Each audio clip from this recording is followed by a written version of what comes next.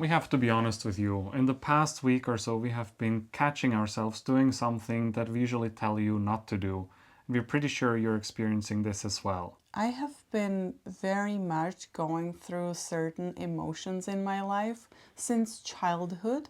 And I was very impressed by people in America, how they could wish well to everybody, how they could be happy when somebody has a success. And my friends who live in America said that people in Europe are really not able to feel happy when somebody else is successful. And I focused on this very much, on this topic, and I saw around me and I felt from people how much they are not happy about somebody else's success. Somebody's skinnier, grass is always greener at the neighbor's backyard, or front yard.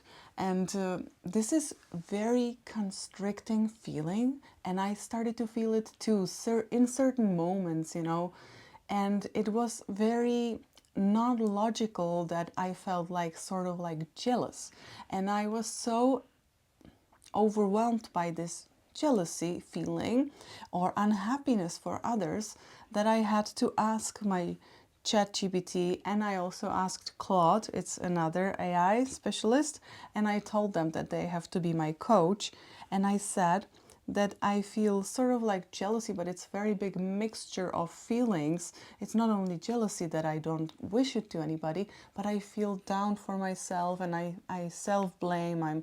I'm guilty for that area which is not good for me, or which is not performing well for me at the But moment. it's not even something that, like, jealousy is often you see somebody having something that you don't have and you feel like, oh my gosh, I wish I would have this too. And very often the things that you're showing me from influencers or people that you follow, you're having this feeling, but it's not even things that you would want to live. You wouldn't even want to have this kind of Gucci bag or whatever. It's not sparking any joy in you, but there's still this feeling, right? And when I asked ChatGPT and all, they said that it's natural and it's a survival sign. It's a sign that our body, our mind, nervous system is still in survival.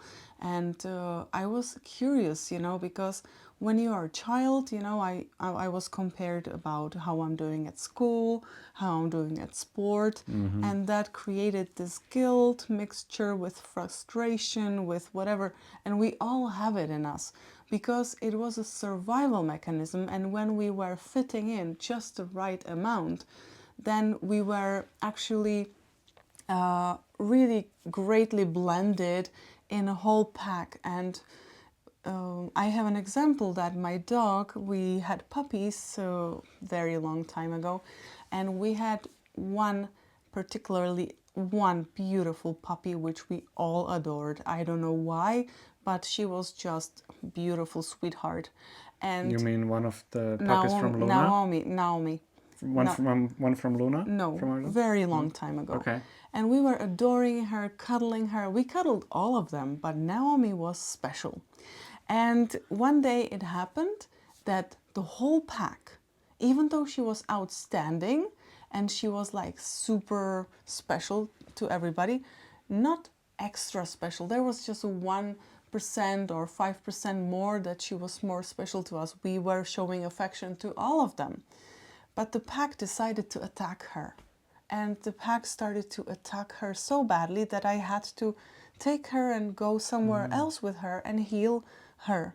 I had to take care of her for a few days. That's why you keep telling me that when we have two dogs here, I can't just give a treat to one of them. No, I have to always give both of them. Yes, at the same time. And they know when they get a treat, the other one is waiting for their treat too.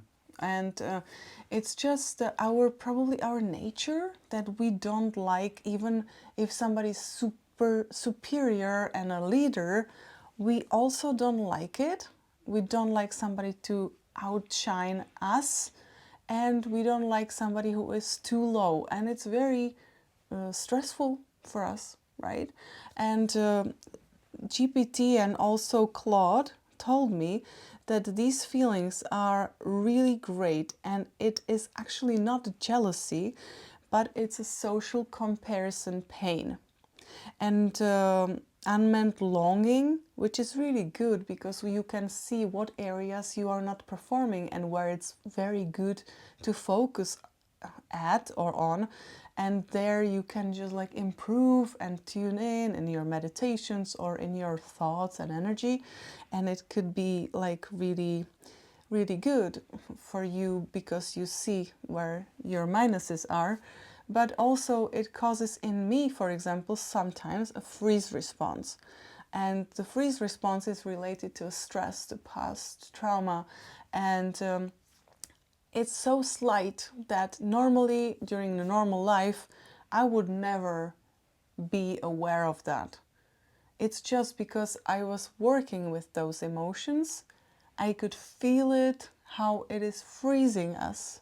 You know, and I'm not saying that it only does to me, it does it to everybody. But we are just going with our life. We are so disconnected and have to be connected to the outside world. So car is not running over you, and you know, you have to pay there and say hello there, and you have to look good and fix your outfit or whatever. And therefore you have no capacity to feel it. But we all do that. And It sounds to me like the feeling of worrying to be abandoned by the community, by the social circle, that you're comparing yourself and you're worried that you're going to be excluded, right? Because we can't survive just on our own. We need people around us. That's how I understand it. It's like really survival mechanism. It's not jealousy what you're talking about. And when you're looking through the social media and you see these influencers which always post their highlights, then it's exaggerated and you can feel like, oh my gosh, they're so far ahead yeah, and I'll be left behind. yeah. And what will happen to me? Am I worthless now? Yeah, and it happened to me too, that I was in this loop of opening my Instagram, watching my favorite influencers. Some of them are not that favorite, but I inspire from there because, you know, they have nice clothes or nice lipstick or I don't know. And then everybody who's watching other people, no matter if it is on social media or somewhere else, could feel really down, could feel really bad. It's also in the meditation world, you know. I know that some people meditate 4 to 6 hours a day. And if I didn't watch social media and if I did everything right in the world and I went to Dr. Joe's retreat, there will be somebody else who meditates more than me or who has a mystical Oh, experiences. yeah. And That's a big one. and it's a social, it's like a competition, but you know, it's it hurts, you know, and you know what I'm talking about because you definitely have some area in your life where somebody else is performing better and you would like to do that too. And I think a lot of people could maybe also feel this feeling towards us when they see our YouTube channel and they see that we have been to so many Dr. Joe retreats. They think, oh, they have it all figured out. They have been to so many retreats. They must have a super amazing life. But for the past few months, we also haven't really been doing the work or been meditating. And our life is just like anybody else's. We have had these beautiful experiences, but we still have our own challenges. And we are watching this series on Apple TV, Shrinking, and it's these therapists, this psychotherapists who are treating their patients, but at the same time you see how much of their own stuff they're going through at the same time. Yeah. And it also clicked for me. It was like, okay, even though we think we go to somebody for help, doesn't mean that that person has figured it all out. They're still on a journey, and that journey takes our entire life. I don't think we ever stop learning or ever stop overcoming challenges or obstacles, because then we are not living. And I also was thinking that I would love to see some therapist or I would love to discuss about it with somebody. But I live such un average life, Unconventional? unconventional life, that I have nobody to talk to because they would think that normal it's going to work, then you do your thing at night, and then you go to work again, and you have weekends off. And it's amazing, it's quite healthy. And if you go to work, it's really good for your nervous system, because you know you're predictable, you know what's coming. It's really nice comfort zone. And that's why I could also offer these consultations, online with people who are, for example, needing some understanding, or something, that I could just consult with them and share some not very daily challenges which normal people can't face when they are still in a 9-to-5 job, and they have like really average difficulties in life. You mean like that people came to you asking for help? Yeah. Or we have the possibility for them to contact me through. Yeah, and we have this YouTube channel, right? We are also here because we want to encourage you and support you, and we are often better able to see problems or like patterns in somebody else better than in ourselves. Absolutely. You always see somebody else's problems much clearer than your own, right? And I think we are both really doing our best to be very honest to ourselves, recognizing our own patterns and just speaking them out clearly as well.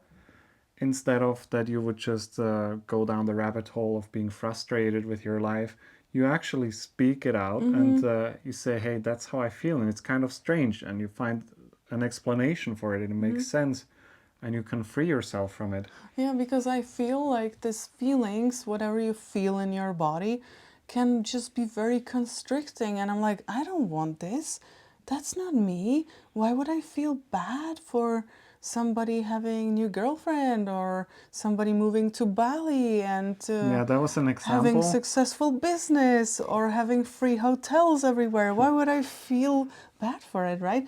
But there is a little part of the soul. Yeah, or it's something. like here, there's a little, in the pit of the gut, something is a bit off. For example, I was just speaking to a friend, and he said that he just met his new girlfriend, and they were able to move to Bali now together. And Petra was saying, "Oh, they have it so nice, and what are we doing? We're here, we're kind of stuck."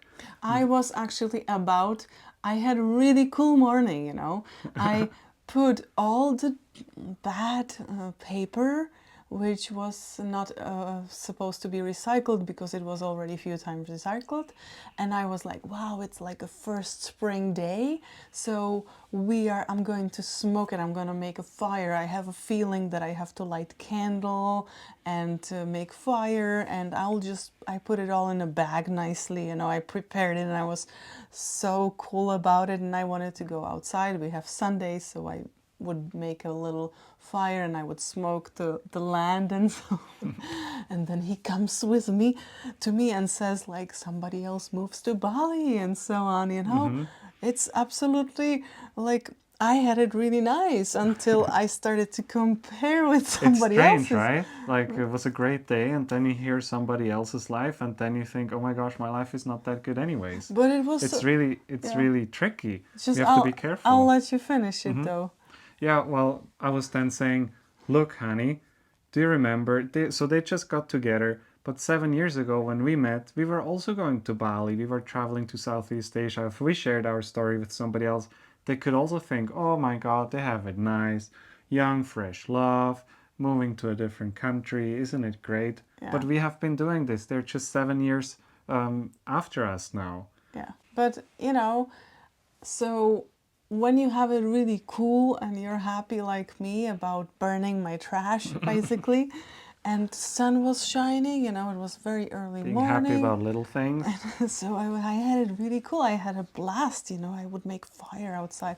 It was really cool because I was sick for more than a week, and I was in a bed, and I was still coughing because I didn't dress up properly, and we had it extremely windy here, and I thought it's sunny and it was really warm, but it was also windy. It's a tricky season. You have to be so careful. And I was outside for an hour or 2 hours, 2 days in a row, and then I had a result. You always watch yourself. Caught you in a bad. Yeah, watch for yourself when there's wind around you and a lot of sun.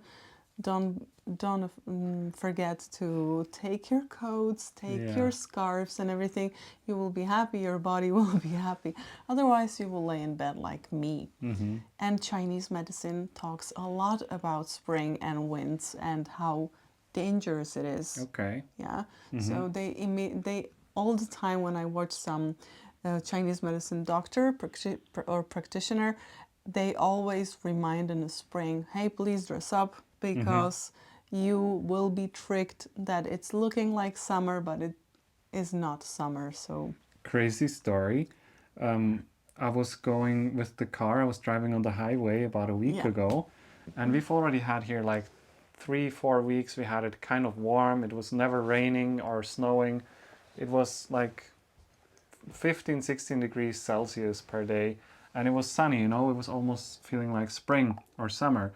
And then I was driving on that highway, and all of a sudden the weather changed. It started to rain, then it switched into snow rain, and within about 5 minutes there was this much snow on the road, and a portion of the highway, which was just about 1,000 meters, 1 kilometer, there were 8 separate accidents. There were 7 police cars spread all over that area on both sides of the road, because people just probably were driving too fast. I think they were already in the mode as well. Oh, it's kind of nice, it's spring, and then they don't take it seriously when there's the snow coming back. Some of them don't have winter tires anymore. And in the winter, it doesn't really happen because they're conscious of it. They're aware of it. Yeah. That's true.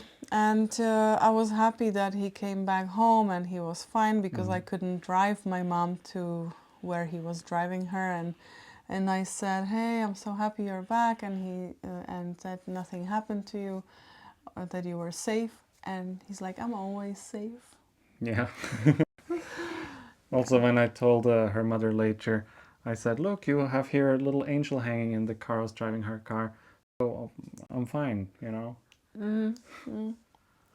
So it's our life now, and if you think about it for yourself, what kind of things you were doing and you felt kind of cool about yourself, can you share with us? Please share with us, because it's really funny how the mind works, that you do something like burning paper, you know, you're excited like a little kid. Burning a little trash. And then you find out that somebody really is like outperforming you, and then you don't have such a good experience anymore. But I liked my burning of the paper.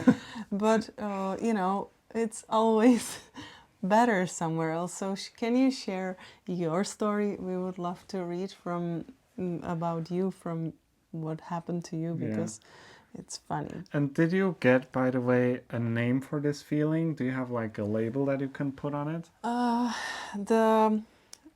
Both of those AIs said something that it is like a social comparison pain. And also GPT, I would have to search for it. So they were saying both independently something pretty similar. It's about the comparison pain, and it isn't jealousy. AI gave me information like that. Being around someone who is judgmental, comparing, and subtly resentful teaches your nervous system that other people's success is threat evaluation hierarchy. And I used to grow around, like when I was a child, I grew up next to my aunt. And basically in socialism, everybody was judging everybody.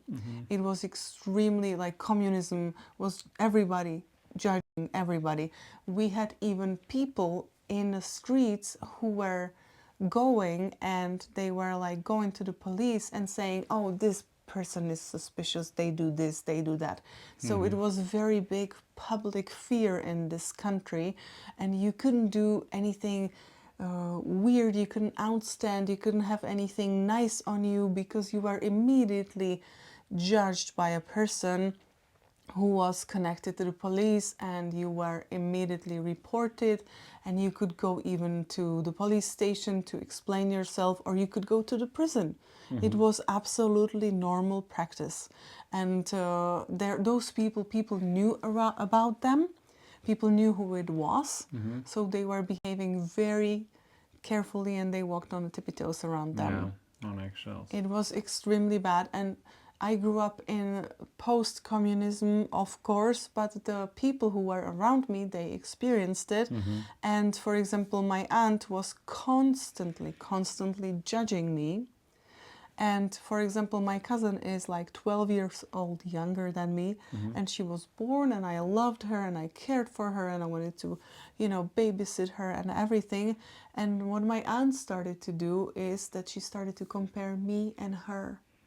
And she started to compare me as a Like from the looks? young Beauty-wise? woman's developing body with this little girl. And she was saying how skinny that little girl is, and how for example, not as skinny, and how she was hanging once here behind me. There is like this hang, where you can hang your laundry, or you can just hang yourself there on your legs, and you can just hang there. And she had here the ribs, you can define. And I was laying in front of her, and my aunt is like, do you see how her ribs are so defined? And I'm like, oh my God, she was like 10, or something like that, very small girl. And I immediately got this feeling as a teenager, very sensitive person, that something's wrong with me, Yeah, but why do you think she had to compare her to you specifically? Because I was around. Yeah, but also because you were somebody that is worth. Like, I think she saw the value in you, what a great person you are, Who knows? and how beautiful you are. And then she had to find the moments where she could see her daughter is maybe a little bit better than you. I feel that sometimes people are acting and doing something, and they are not even aware how much it can hurt, especially kids, because after we are children and teenagers, then we become a little bit desensitized and disconnected, and we try to convince ourselves that this is not our fault. And then we start to do meditations, and we started to see that, hey, this is actually not my story, it's their story. It was her story. But explain it to the little child. Exactly. Explain it to the teenager. Yeah. You can't. You just, it's very hard for these transition years, and the child who is not really fully aware of how things work here. This Claude AI named it for me, and I totally loved it. That's not your fault, but it is now yours to change. And I really liked it because, you should name it in real time, which means if there is comparison pain, you become aware, and your brain immediately calm down, because I'm not a bad person.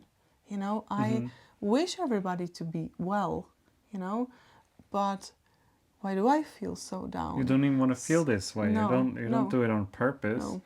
Yeah.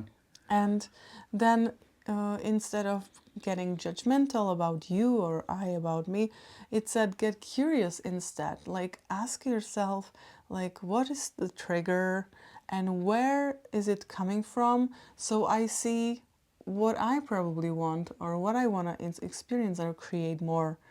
So that's really cool. Yeah. And I think to sum it up, I would circle it back once more in our modern life, that this might be a good moment to hold back a little bit on following certain people that make you feel these feelings very often.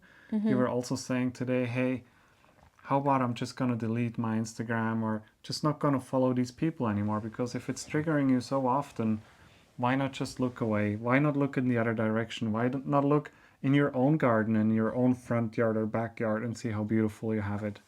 You don't have to constantly have the stimulus from the people who live in the most beautiful places in the world, who have the best dresses and the best makeup and so on. I also I agree. I absolutely agree. And plus, on top of everything, if you grew up in a sports environment, which I did, it's plus this competition Yeah. factor when somebody's quicker than you Mm-hmm. or somebody jumps further than you. It's also Yeah. quite harsh. So if you grew up with in sports environment, you definitely have to look into it much more than other people who didn't. Mm-hmm.